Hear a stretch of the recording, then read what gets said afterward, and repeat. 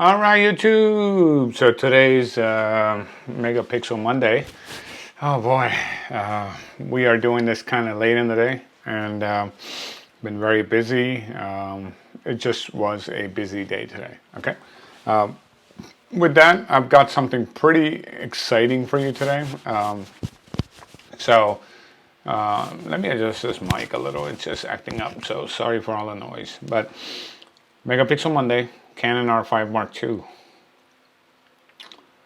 I had the opportunity to fool around with the camera quite a bit, actually. I was invited to an event, so I wanted to kind of shoot it and just have some fun with it. And this was not a paid gig, but I'm like, let me just put a speed light on this thing and just take it. Yeah, no, speed light, you guys are not used to those concepts because you just always want, pro photo B1, B10, like a bomber, one of those things. And, those kind of things. But so speed lights do exist and they still work.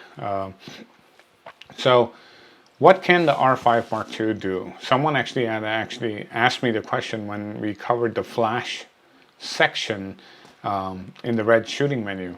I remember we did that. And today I'm actually going to show you what it actually can do from a sync speeds perspective and things like that. So our culprit today is going to be the R5 Mark II. It's got the 24 to 70 2.8. That's an EF lens, but it's adapted. It's Mark II, so it's right before the RF one came out, which is fine, no problem. And then I'm actually pairing this with the 470 EX AI. So this has the AI bounce, which is automatic intelligence bounce built into the flash unit. And this is made by Canon. So what it does is you push this blue light here once it's in a fully automatic mode. And what it will do is send a couple of shots of bright light or flashes that it will actually take.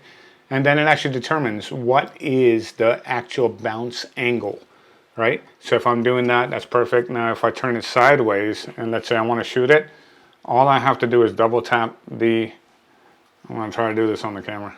I'm going to double tap the shutter button and you'll see that's the same exact bounce angle. So when you shoot vertical, go back to horizontal and you say, oh shoot, I got to flip it again. No, you don't. Just double tap.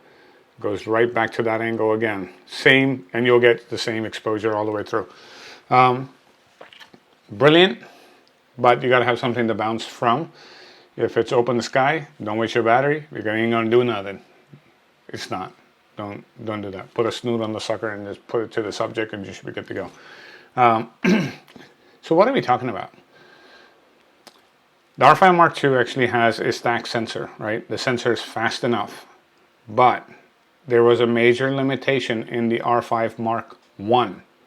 Now, I want to share this with you because yesterday, the event that I went to was inside an actual temple, right? It was a ceremony in an actual temple.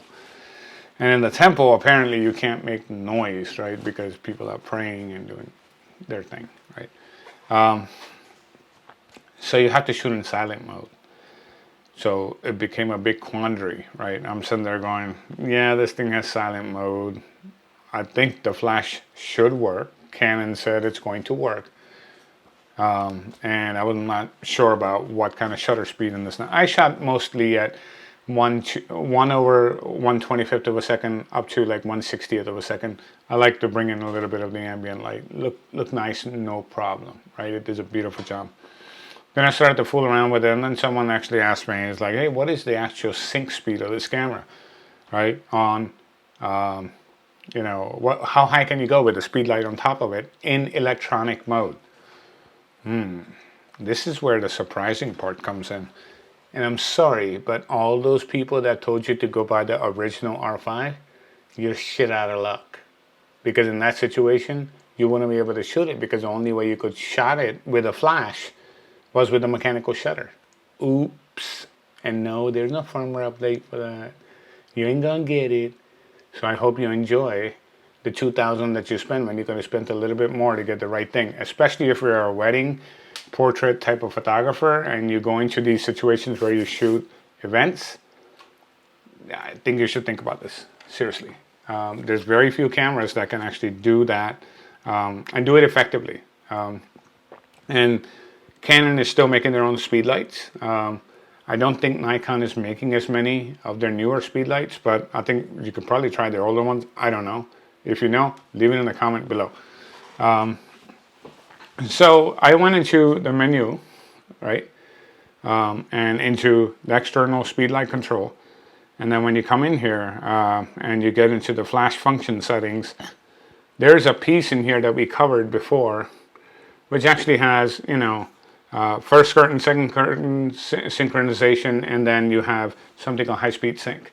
So I'm going to put it to high-speed sync, and then I'm going to go to 1/250th of a second, 1/200. So 1/200th of a second is the fastest it will go before it goes into high-speed sync, right? So 1/200th of a second electronic shutter. It's ES.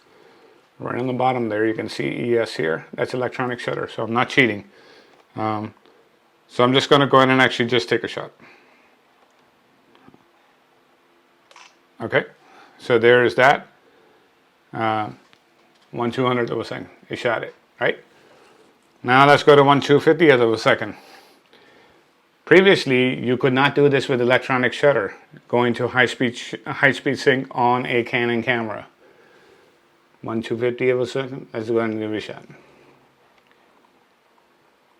No problem. Wow, it actually shot it. Same exposure. Check it out. Funny, right? How it does that? So now I'm going to leave this there for, and then go on to, like, let's try 1/1000th of a second. Right here. Now you focus on something. Wow, it still fired the flash. How'd that happen? Wow, look at all three of these shots now. That's how good this flash bounces. Check it out.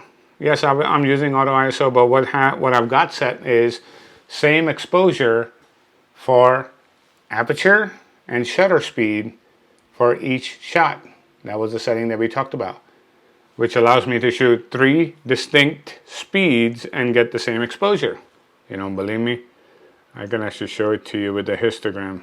Check it out. 1, 2, 3. It's almost the same exact. You can see it on the histogram. Pretty cool.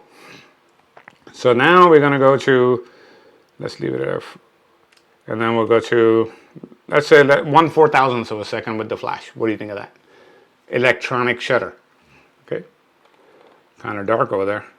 But you saw what it did. So it'll get dark, but then once it brightens up to that exposure, it holds it. This is new, right, for the R5 Mark II.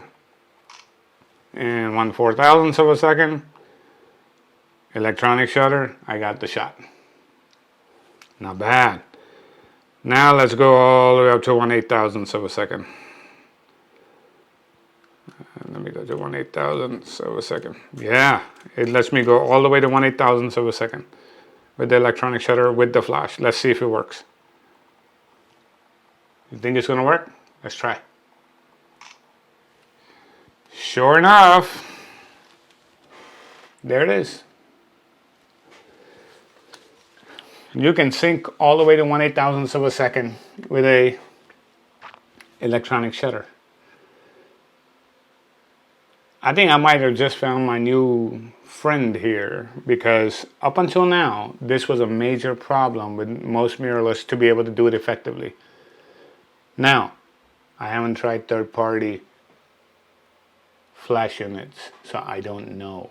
You have to try it. I'm sure it's going to work, but you have to try it. This works with a Canon flash. You saw me just do it, right? So that part all works. All good to go. What does this really mean for you? 2 things. If you are a wedding and an event photographer, it's a must-have, right? You should. Because you don't have to shoot mechanical shutter. You're not forced to it. That kind of thing. And you can use your flash right on it. The next, I'm actually going to do I don't know if I'll do a video or not, but I can give you an update in one of the videos. with the flash trigger, and it should work, because if you use an STE3 RT trigger from Canon, that should work on top of this and fire up to 5 or 6 600EX RTs, 430s, and even the new EL5 and EL1, those types of flash units. So keep one thing in mind. Some of the older, well, the previous generation flash units, you can mount those on any cameras out there. The R5 does have a smart hot shoe, but it's backward compatible. So if you have previous flash units from Canon or Canon compatible flash units, it will allow you to use it, right? Without having to get adapters to put onto that multifunction shoes, similar to what some of the Sony cameras do. So you got to keep that in mind. Hopefully that's not a problem. I don't use a lot of third-party lighting. And you know, if I end up doing it, it'll probably be something like one of the Godox ones or ProPhoto type of things, you know, that you can actually just get tons of power in there as you need it, and it should work fine. But check your manual on what works for you. This right here is, for me, shooting events and weddings and things like that. This is a game changer. It really is for Canon. So being able to sync all the way to 1/8,000th of a second on the R5 Mark II, it's pretty damn good. I'm good to go. You can put any speed line on this thing and rock and roll at any event, just like I used to with my DSLR. Nothing different.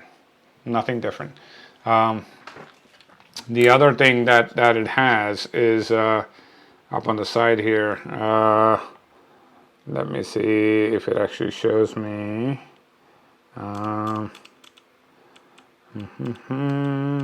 Let me see if I can show it to you.